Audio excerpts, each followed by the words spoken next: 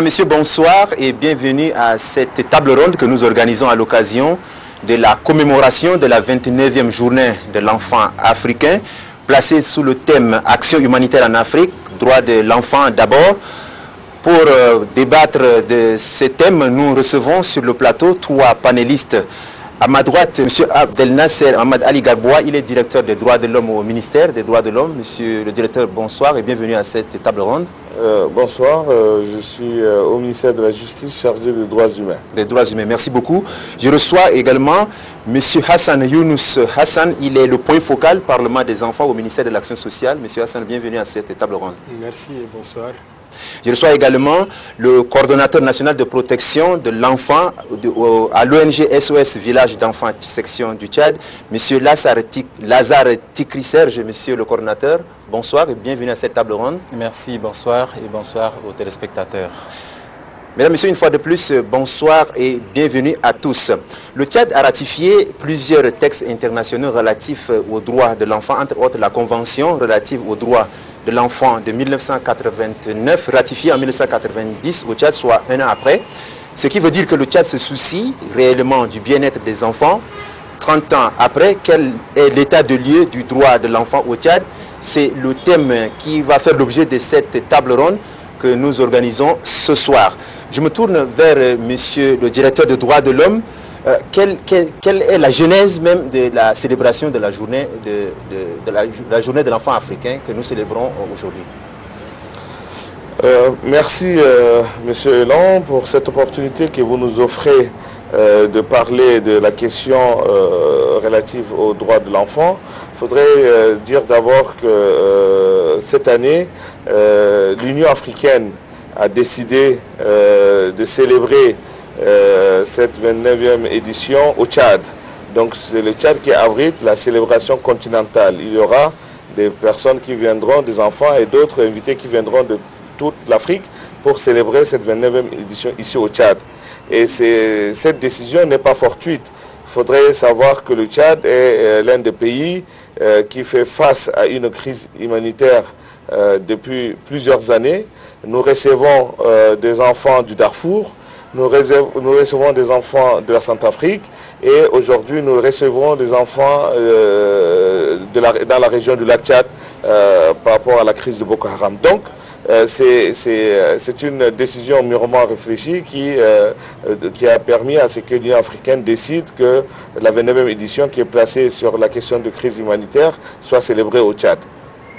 Maintenant, en ce qui concerne la question de la célébration de cette journée, je pense que tout est parti des événements de Soweto en 1976, lorsque la milice ou la force policière de l'apartheid a réprimé dans le sang des manifestations des élèves de Soweto qui s'opposaient à la systématisation de l'apprentissage de l'africaneur dans leur classe.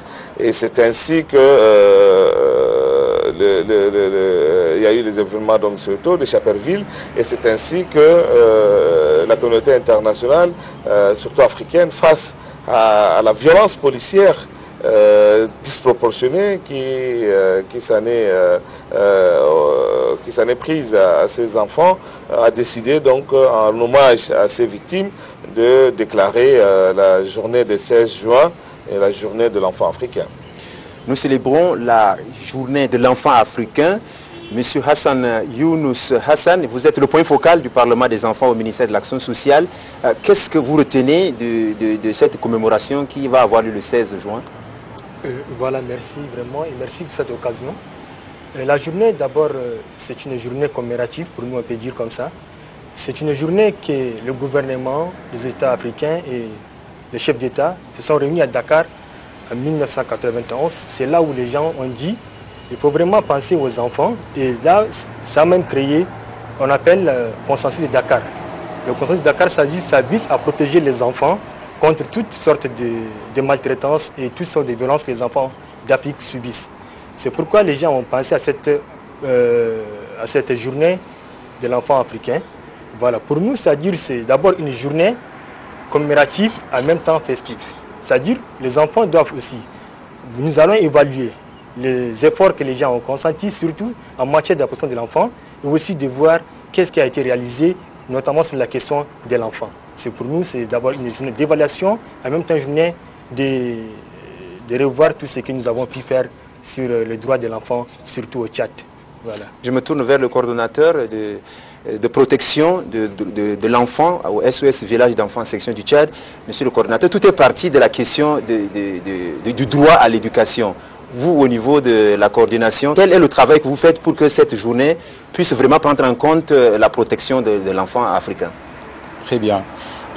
En ce qui concerne SOS Village d'enfants, nous pensons que cette journée est une journée spéciale dédiée aux enfants, à tous les enfants africains et au-delà à tous les enfants du monde. Parce qu'aujourd'hui, nous consacrons cette journée comme une journée de réflexion sur les défis auxquels font face les États africains devant cette situation que vivent les enfants africains en général en ce qui concerne la violation des droits de l'enfant, la précarité dans laquelle vivent les enfants. SOS Village d'enfants travaille pour assurer la protection des enfants dans tous les domaines. C'est-à-dire dans le domaine de l'éducation, de la santé, de l'alimentation, aussi de la sécurité de l'enfant. C'est-à-dire permettre à chaque enfant de vivre quand même dignement dans un foyer. Ça, c'est le premier défi. Les droits à l'éducation de l'enfant découlent donc de la stabilité dans laquelle vit l'enfant pour son développement. SOS Village d'enfants travaille dans ce domaine-là depuis 1949. Et en ce qui concerne SOS Village d'enfants Tchad, depuis 2005, nous essayons de faire en sorte que les enfants qui sont dans une situation de vulnérabilité avancée puissent au moins bénéficier de tous les droits. Le droit à la survie, le droit à l'abri, le droit à une famille. Parce que chaque enfant doit vivre dans un foyer. Aucun enfant ne devrait vivre dans la rue. Donc il est question de protection globale pour l'enfant. Ensuite, chaque enfant, pour vivre dans une famille, doit disposer des conditions vitales, des conditions sociales. C'est-à-dire, chaque enfant doit avoir une mère. Il doit avoir des gens qui l'éduquent. L'éducation dans deux sens. Il y a l'éducation familiale et l'éducation scolaire. SOS Village d'enfants prend ces deux domaines en charge depuis 1949 et au Tchad depuis mars 2005. Et en ce qui concerne le droit de la santé aussi, SOS Village d'enfants dispose d'un centre médical pour assurer la protection des enfants qui sont pris en charge dans ces programmes, qui sont des orphelins, des enfants en vulnérabilité avancée, des enfants sans référence ou des enfants sans attache familiale. Parce qu'il faut reconnaître que dans notre société aujourd'hui, au Tchad en particulier, il y a des enfants qui n'ont pas de parents. Ce n'est pas qu'ils n'ont pas de parents parce qu'ils sont tombés de l'arbre, non. Mais ils ont des parents, soit qui les ont laissés, qui les ont abandonnés. Et il y a des enfants qui sont orphelins, qui ont perdu soit un parent, un orphelin partiel, ou orphelin total qui a perdu les deux parents et qui n'a pas de soutien nécessaire. Cette journée pour nous est dédiée à la réflexion sur les conditions de l'enfant même en général. Okay. Merci beaucoup. Nous revenons sur le thème de notre table ronde de ce soir. Droit de l'enfant au Tchad, état de lieu.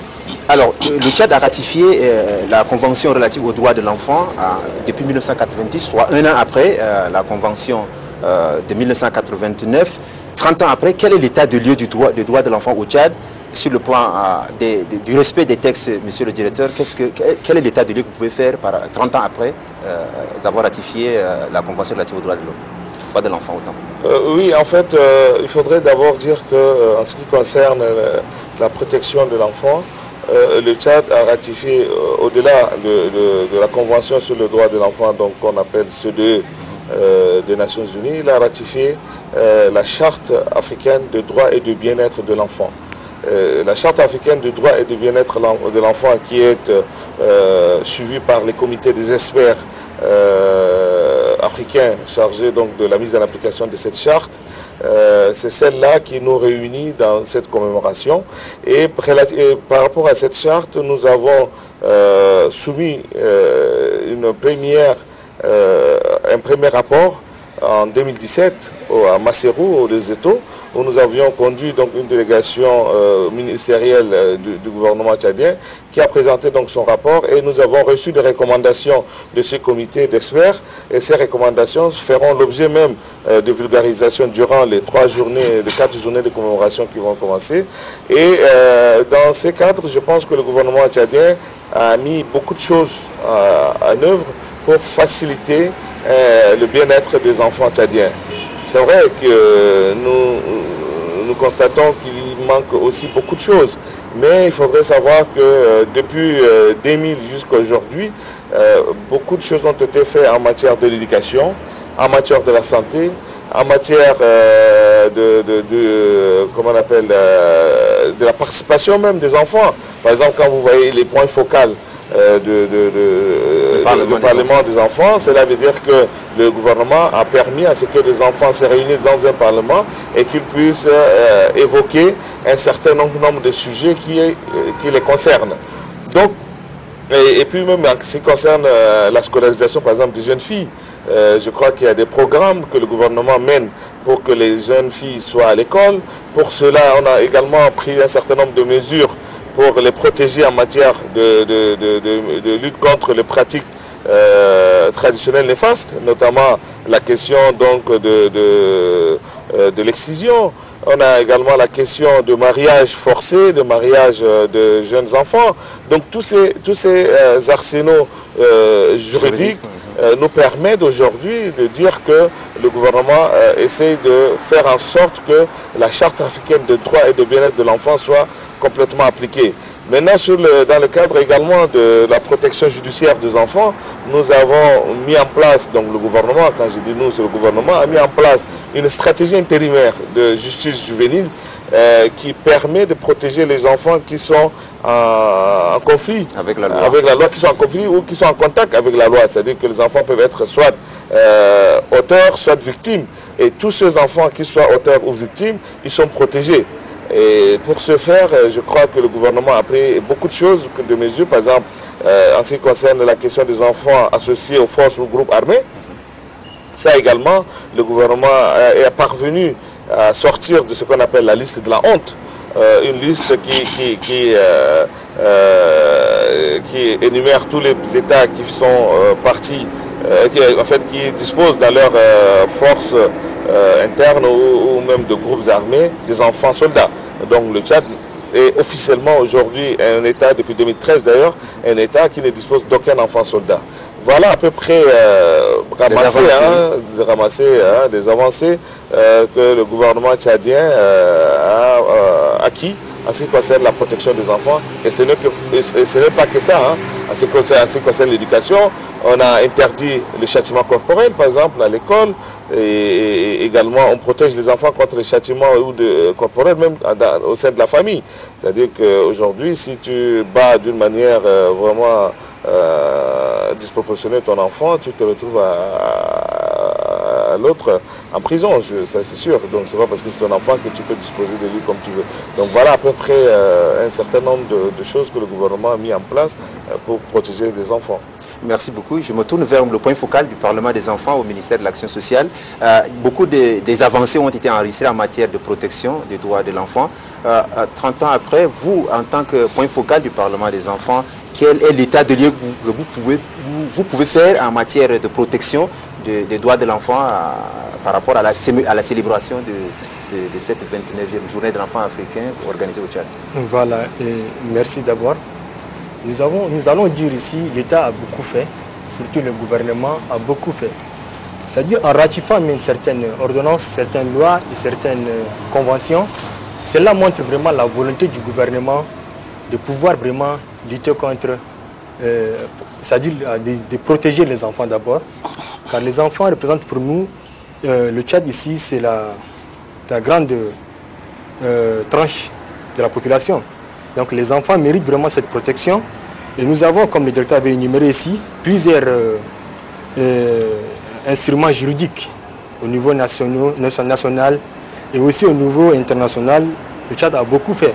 C'est-à-dire quand nous prenons par exemple au niveau national, comme la loi 029 portant l'interdiction des mariages des enfants, la loi 006, l'ordonnance, tout ça, et aussi en matière de la protection de l'enfant, on peut dire que le gouvernement a fait vraiment un grand pas. Quand vous voyez le ministère de la Femme, de la protection de la petite enfance, c'est là aussi, c'est une avancée qu'il faut vraiment souligner et il faut aussi saluer ça.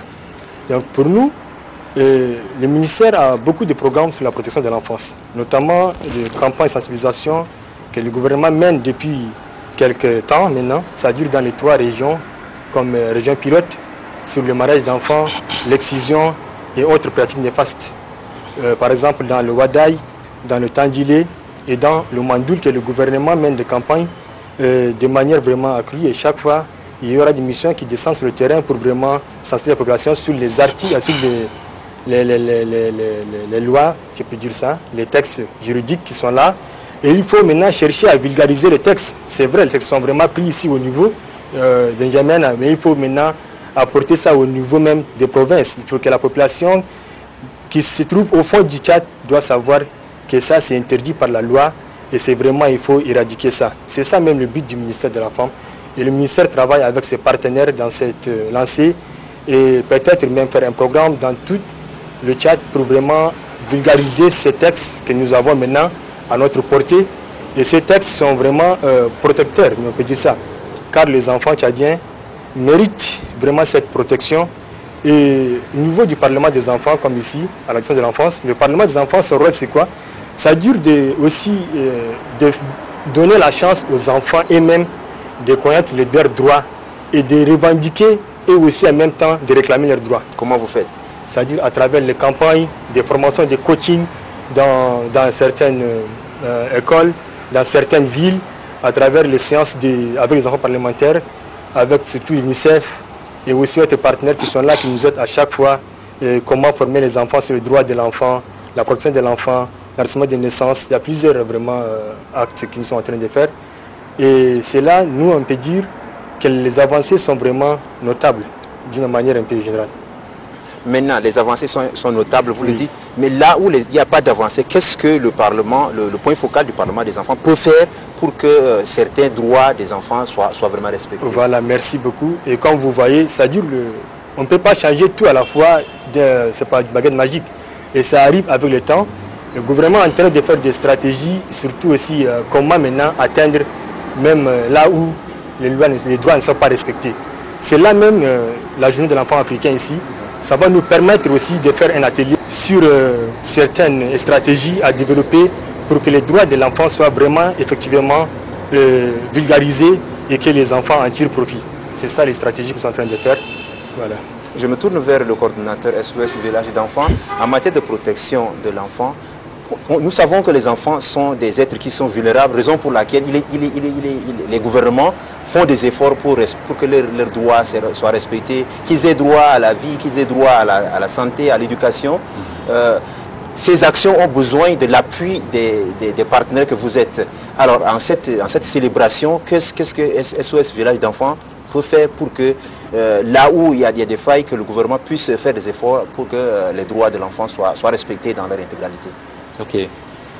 Je tiens à reconnaître d'abord les efforts formidables faits par le gouvernement de la République du Tchad en ce qui concerne la protection de l'enfant.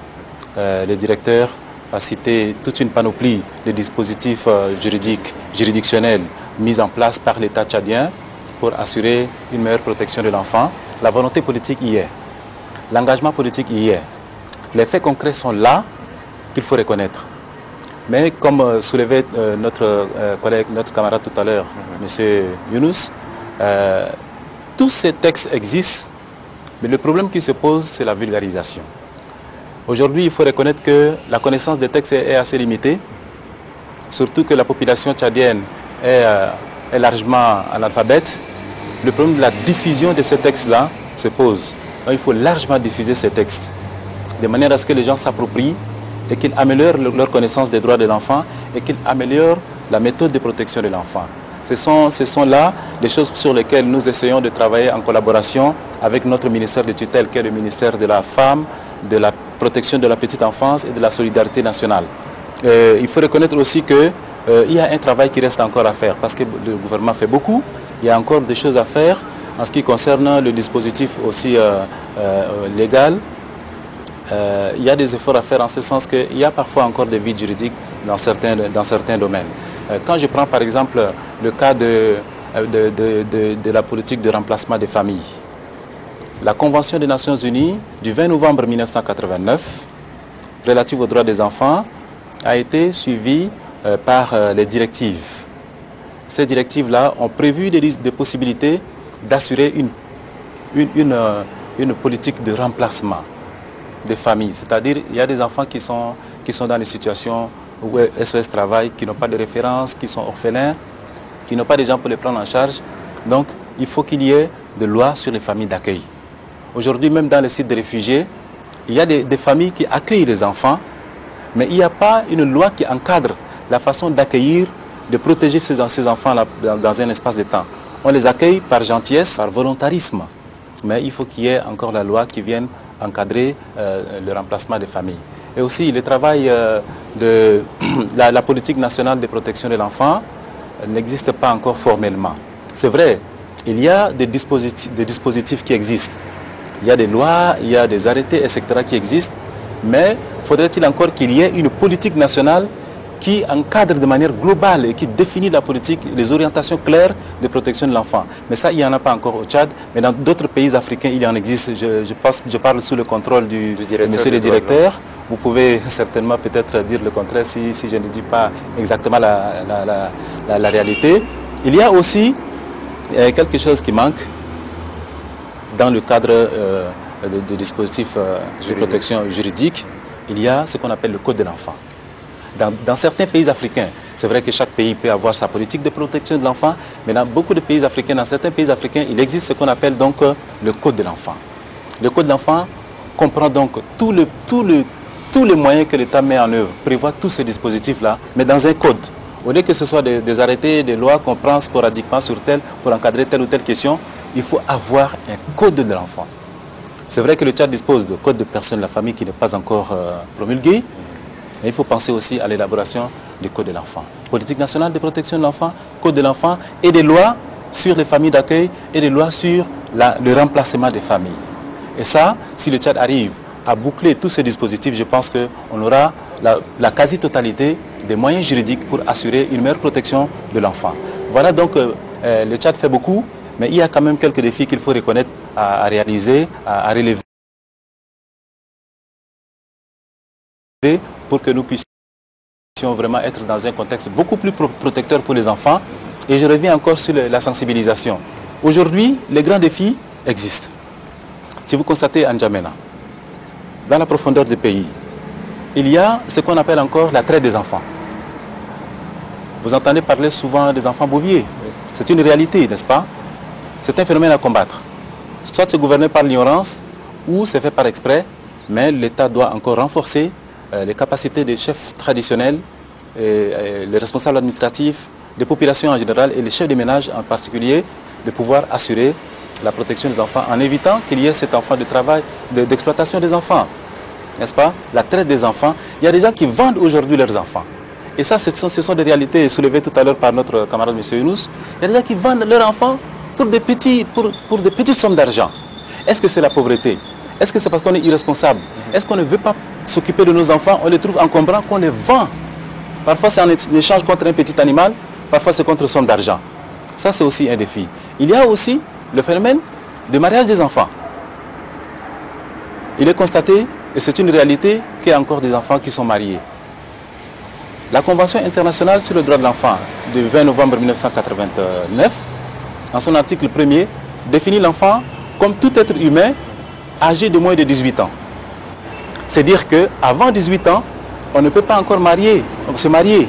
Mais force est de constater, c'est une réalité sociale, qu'il y a des gens qui marient leurs enfants à l'âge de 14 ans, à l'âge de 12 ans, à l'âge de 15 ans, à l'âge de 16 ans.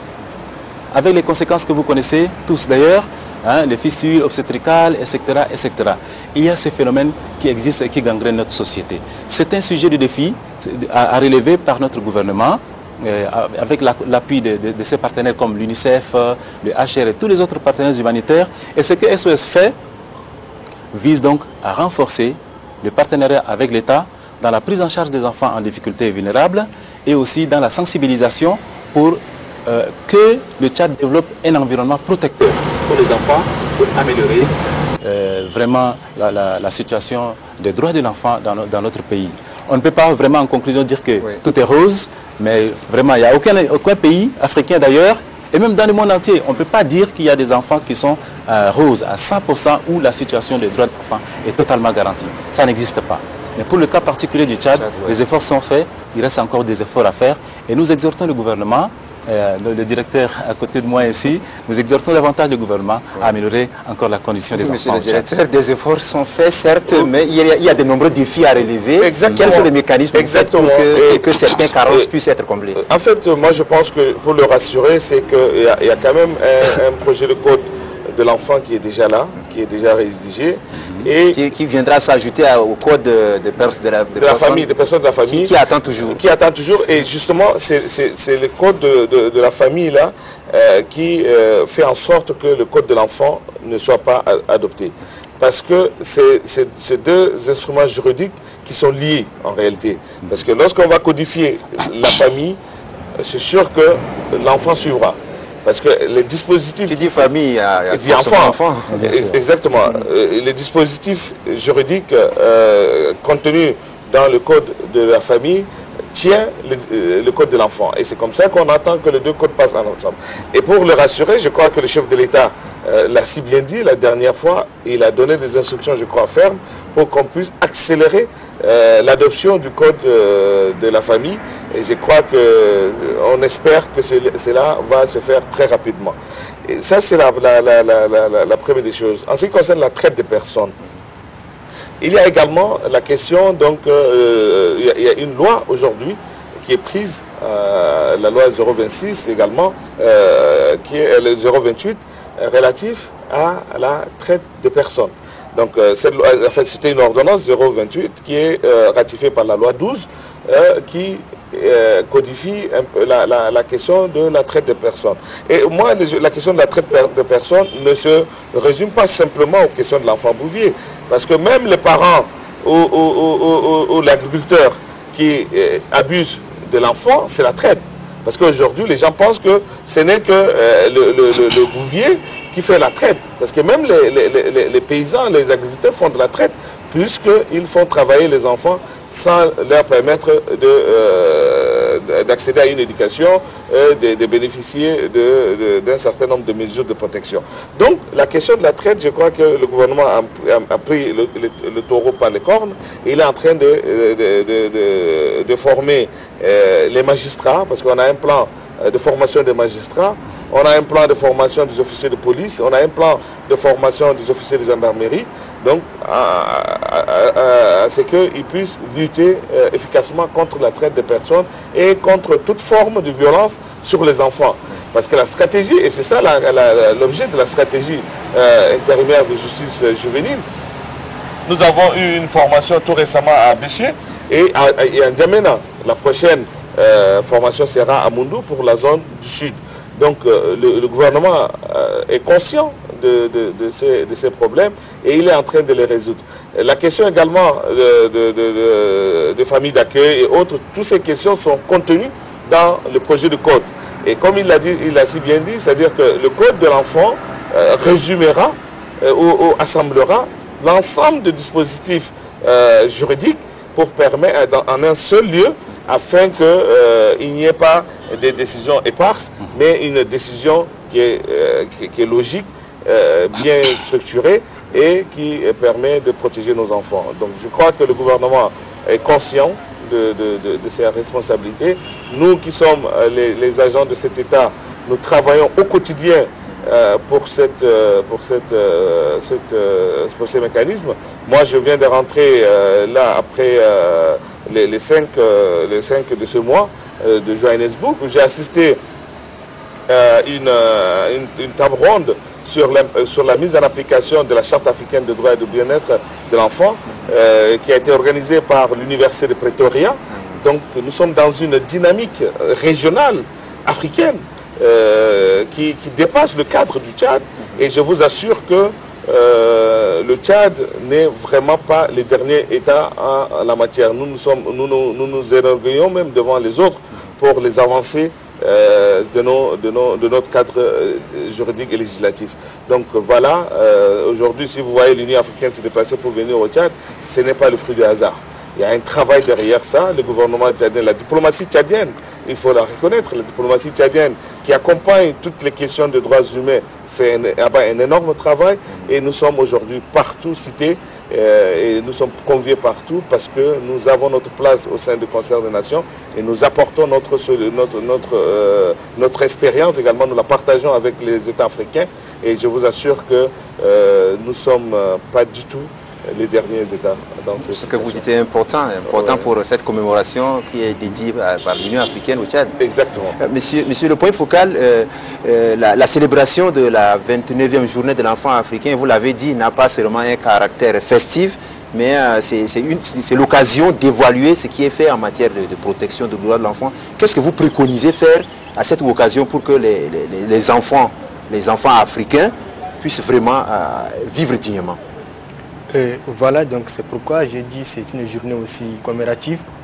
C'est dans ce sens, pour nous, c'est de voir dans l'ensemble les avancées enregistrées et en même temps essayer de voir aussi le manquement constaté ci et là. Comme l'a dit le coordinateur Tune Paros, le directeur aussi l'a confirmé, il reste encore à faire.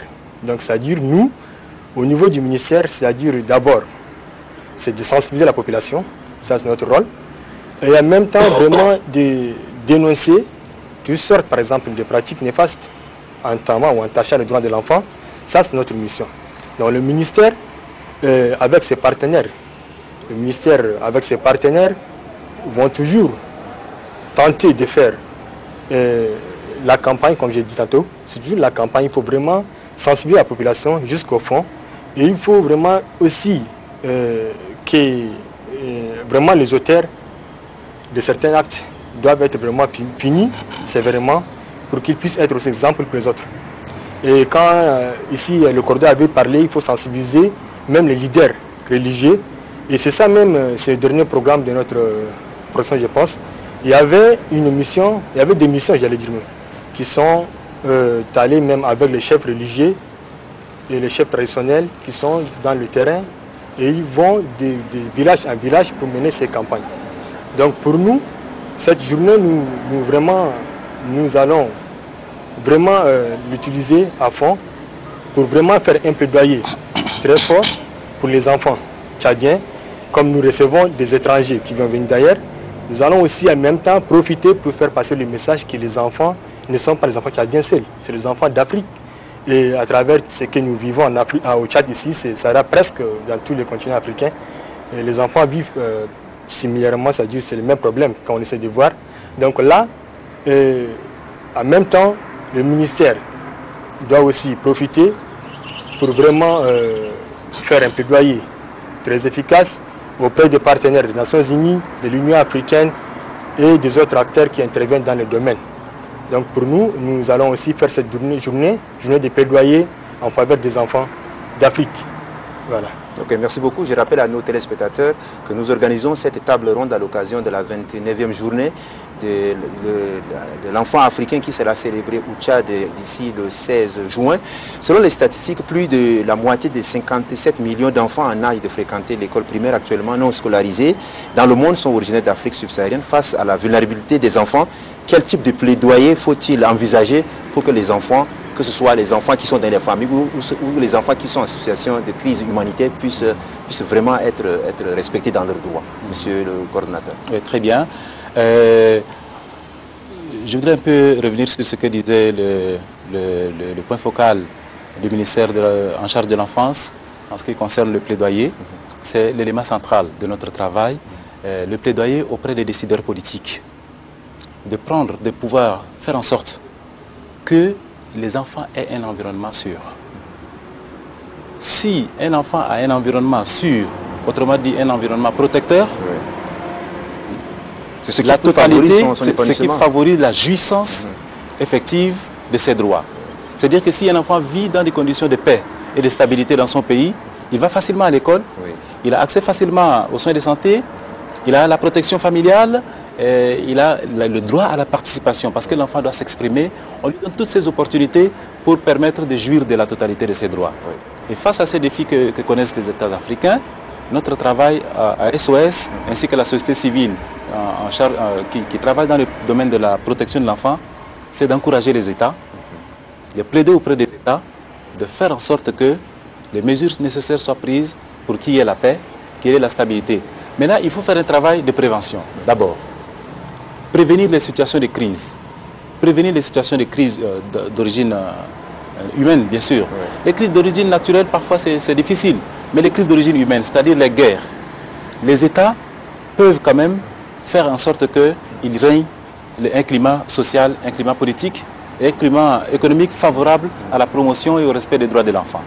Ça, c'est un plaidoyer que nous voulons lancer toujours à l'égard de tous les décideurs, pas seulement au Tchad, mais les leaders africains et les leaders du monde. Les institutions internationales comme les Nations Unies, l'UA notamment, ont la capacité de faire la prévention des crises.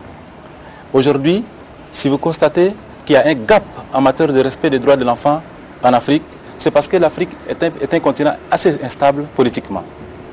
Le phénomène Boko Haram a renvoyé au Tchad combien de milliers de réfugiés et à travers eux combien d'enfants. Ça, c'est pour le lac Tchad. Quand nous allons du côté de Darfour, il y a pas moins de 300 000 réfugiés. Et parmi les 300 000, vous allez trouver une grande proportion des enfants. Et quand vous allez du côté de la crise centrafricaine, il y a des milliers et des milliers de réfugiés et vous trouvez une très bonne proportion qui sont des enfants. Et ces enfants-là, quand ils arrivent, ils sont d'abord d'office déscolarisés. Ils n'ont pas immédiatement accès à l'éducation. Les partenaires ONG Nations Unies font en sorte que nous puissions rattraper un peu ces choses. Mais on ne peut pas relever ces défis à 100%. Aussi parlant de la santé, quand un enfant est dans une situation de mouvement involontaire lié à un phénomène que les États n'arrivent pas à maîtriser, ça fait que les enfants ne peuvent pas accéder à la santé. À la participation alors, n'en parlons plus. Parce que là, tant que l'enfant a des soucis pour être à l'école, aller à l'hôpital, ce n'est pas cet enfant-là qui a la liberté pour s'exprimer sur les questions qui le concernent. L'enfant est préoccupé, l'enfant est en difficulté, sa condition devient de plus en plus vulnérable. Et même cela peut entraîner d'autres conséquences. Les violences faites aux enfants, le travail forcé, le travail des enfants, l'exploitation des enfants et l'exploitation sous deux formes. L'exploitation économique ou commerciale et l'exploitation sexuelle. Donc tous ces phénomènes-là font que la situation des enfants en Afrique, c'est précaire. Les chiffres que vous venez d'avancer tout à l'heure, c'est lié à ces phénomènes d'instabilité politique en Afrique. Et si nous devons régler le problème à la racine, c'est de faire en sorte que, faire un plaidoyer aux États, faire un plaidoyer à la communauté internationale, de manière à prévenir les situations de crise, pour préserver les droits de l'enfant, protéger nos enfants contre tous ces maux-là que nous connaissons. Je résume que SOS fait un travail de plaidoyer. Oui. Nous accompagnons l'État, l'État nous accompagne pour assurer la prise en charge des enfants et protéger les enfants. Et dans ce travail de sensibilisation, même ce que nous faisons tout de suite sur le plateau là, c'est une sensibilisation qui doit aller en profondeur pour que au moins la population soit conscientisée sur la nécessité de vivre en paix, de vivre en symbiose et de créer des conditions et un climat favorable pour une meilleure protection de nos enfants. Monsieur le directeur des droits de l'homme, les plus grandes victimes sont les enfants en temps de crise. Quel plaidoyer le Tchad peut faire aux États africains pour que les enfants en situation de crise puissent vraiment jouir de leurs droits? Je voudrais dire aujourd'hui, en Afrique, on a un grand défi et une grande responsabilité vis-à-vis des enfants. Une première étape à la jouissance de droits pour un enfant, c'est la question de l'identité. L'identité veut dire la lutte contre l'apatridie. Nous sommes engagés, le Tchad, sous la conduite de son Excellence, Monsieur le Président Idriss Déby Itno, à lutter contre l'apatridie. Tout récemment, il y a eu une cérémonie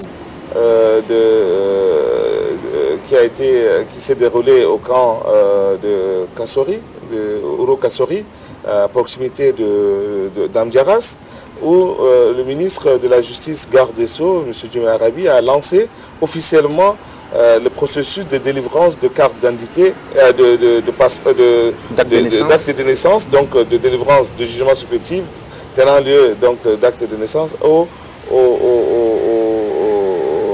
enfants réfugiés qui sont nés au Tchad. Et ceci a été fait grâce à son Excellence, Monsieur le Président de la République, qui a autorisé le ministère de la Justice à délivrer des actes comment on appelle, le jugement supplétif à 120 000 enfants réfugiés nés au Tchad. Tenez-vous bien, 120 000 enfants réfugiés nés au Tchad. C'est pour éviter que ces enfants perdent leur identité. Leur identité, justement, parce qu'un enfant qui est né dans un camp de réfugiés n'a pas une identité puisqu'il n'est pas dans son pays d'origine. Donc on ne lui a pas donné de l'acte de naissance. Et comme il était dans un camp de réfugiés, il n'y a pas un officier d'état civil à côté, on ne lui a pas donné un acte de naissance tchadien. Et donc du coup, il est un enfant sans identité, un enfant apatride. Dès lors, si tu es apatride, tu ne peux pas bénéficier de la plus petite protection. C'est ainsi que son Excellence le Président de la République a demandé au ministre de la Justice de procéder en urgence à la délivrance de ces actes, de ces jugements supplétifs et par la suite des actes de naissance qui donnent une idée. Et cette problématique, nous l'avons évoquée dans le cadre du CTS, Comité technique spécialisé de l'Union africaine. Lorsque nous sommes réunis dans les cadres de ce qu'on appelle l'état civil, le Tchad a présenté une image vraiment avant-gardiste. Parce qu'au Tchad, nous avons ce qu'on appelle le droit de sol et le droit de sang. C'est-à-dire quoi? Un enfant qui est né d'un parent tchadien, où qu'il se trouve, un parent, ça veut dire une mère ou un père tchadien, où qu'il se trouve, même s'il est en Sibérie, il est tchadien. Il a droit à un acte de naissance tchadien. De l'autre côté, un enfant qui est né au Tchad, même si son père et sa mère sont tous deux étrangers et en nationalité étrangère, il a droit à l'acte de naissance tchadien. Parce qu'il a le droit de sol. Parce qu'il a le droit de sol. Et ces droits peut lui donc ouvrir, et cet acte de naissance peut lui ouvrir donc le droit à la nationalité tchadienne à 18 ans. C'est lorsqu'il aura 18 ans, s'il dit que je veux être tchadien, il sera tchadien.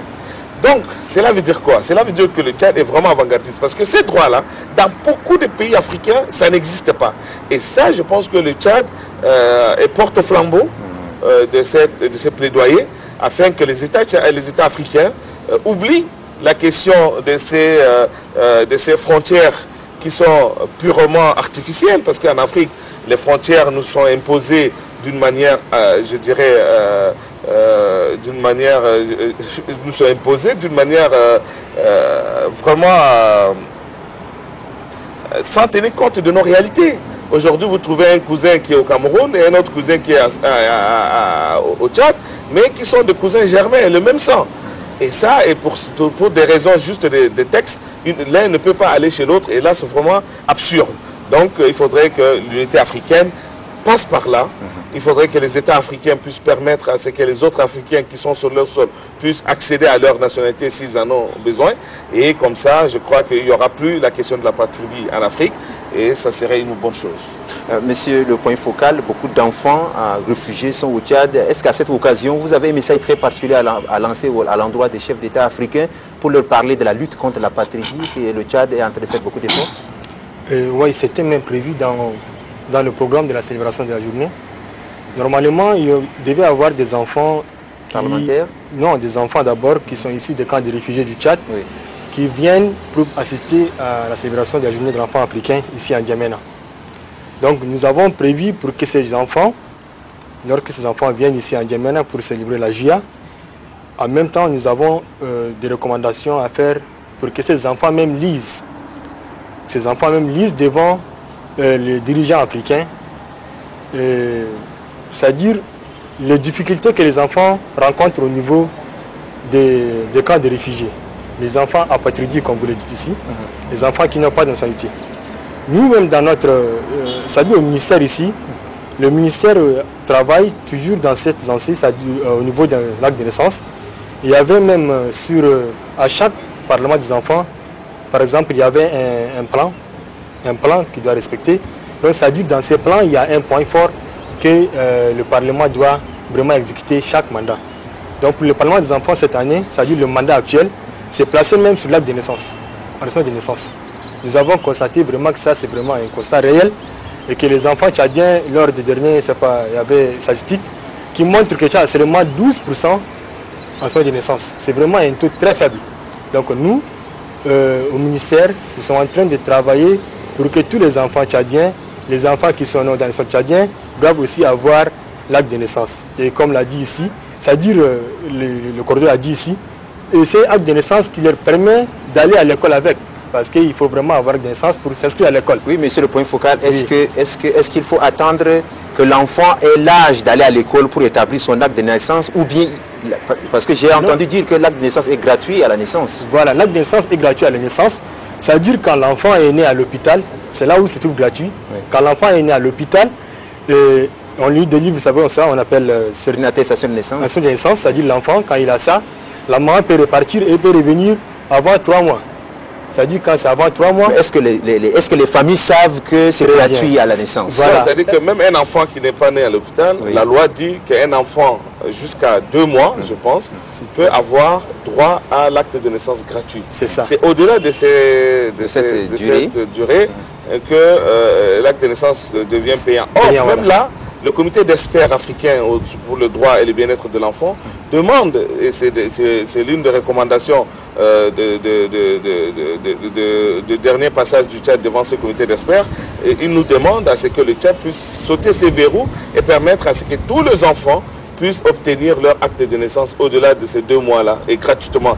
Parce qu'ils disent, selon ces experts africains, quand on demande à ce que les enfants, après 2 mois, puissent obtenir l'acte de naissance en payant, c'est là le dissuade à aller prendre l'acte de naissance. Or, si on leur laisse un peu plus de temps, même ceux qui sont en retard, je crois jusqu'à 6 ans par exemple, ou 5 ans pour quand ils envoient les enfants, on leur permet toujours de l'avoir gratuitement. Je pense qu'il y aura beaucoup d'enfants qui vont avoir leur acte de naissance. Donc je pense que l'État, là je parle sous la conduite de mon collègue du ministère de l'Action sociale, je pense que l'État, en tenant compte de cette recommandation, pourra faire en sorte qu'on puisse augmenter ces délais. Je vous remercie. Mesdames, Messieurs, nous sommes presque à la fin de notre table ronde. Chers panélistes, votre pour conclure cette Ok, si nous avons un dernier mot, c'est pour réitérer notre plaidoyer auprès des décideurs de chaque État africain et en particulier à l'endroit de notre leaders et des hautes autorités de notre pays, de continuer les efforts inlassables pour arriver à améliorer de manière générale la situation des droits de l'enfant dans notre pays et dans tous les pays africains. Monsieur le directeur. Moi, je voudrais d'abord souhaiter une bonne fête à tous les enfants africains, une bonne fête aux enfants tchadiens, mais aussi une bonne fête à tous les enfants réfugiés, les enfants de la rue et tous les enfants qui sont à la recherche d'un foyer stable. Et je voudrais simplement appeler la population africaine et tchadienne en particulier, c'est vraiment de veiller à l'éducation de leurs enfants, de protéger les enfants et d'empêcher le mariage des enfants et envoyer les filles à l'école. Je me tourne enfin vers le point focal du Parlement des enfants, au ministère de l'Action sociale. Voilà. Merci. Et moi, je vais en même temps rejoindre ma voix à celle du directeur. C'est-à-dire pour souhaiter d'abord bonne fête à tous les enfants africains et aussi aux enfants tchadiens.